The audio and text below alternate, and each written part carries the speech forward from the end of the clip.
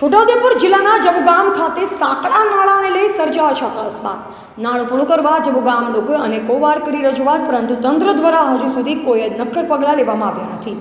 આ નાળાને લઈ અકસ્માત વારંવાર સર્જાય છે। આજે પણ આજે નાળાને લઈ મોટો અકસ્માત।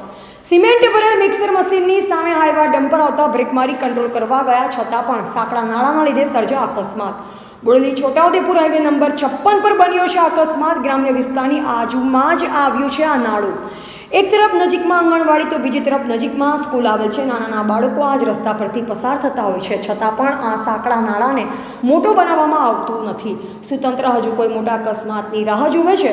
ચાલવા નીકળેલ એક શિક્ષકનું પણ આ સાંકડા નાળા લીધે અકસ્માત સર્જાયો તેવી પણ ચર્ચા છે, છતાં પણ તંત્ર દ્વારા આ નાળાને મોટું બનાવવામાં આવતું નથી।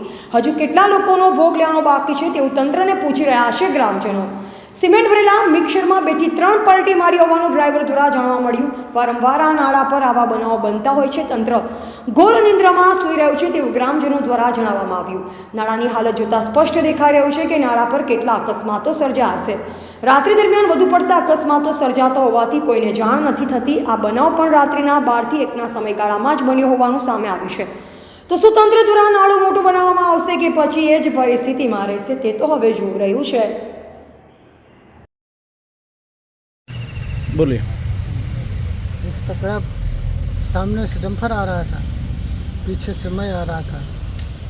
डंपर वाला पुलिया पे आके ब्रेक ले लिया, मैं ब्रेक मारा, गाड़ी मेरी इधर खींच ली, मेरा ब्रेक लगा नहीं। अब उसका खाली था, वो रुक गया, मेरी भरी थी, नहीं रुका।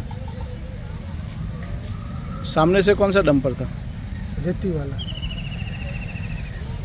वो भाग गया? वो है? हाँ, वो भाग गया। मैं रोड पे गया तो भाग गया। હું જબુગામનો રહેવાસી બોલું છું, પ્રદીપસિંહ ચાવડા।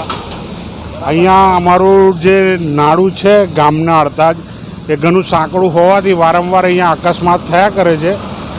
તો અમારી નમ્ર વિનંતી છે માર્ગ અને મકાન વિભાગના સાહેબોને કે આ નાળું મોટું કરી આપે। ઘણું સાંકડું હોવાથી અહીંયા ઘણા એક્સિડન્ટ થયા છે। આજે પણ એક એક્સિડન્ટ થયો છે, તમે જોઈ શકો છો કે અહીંયા ટ્રક એક ઊંધી વળી છે નાળું તોડીને, અને ઘણા અહીંયા અકસ્માતો થાય છે વારંવાર।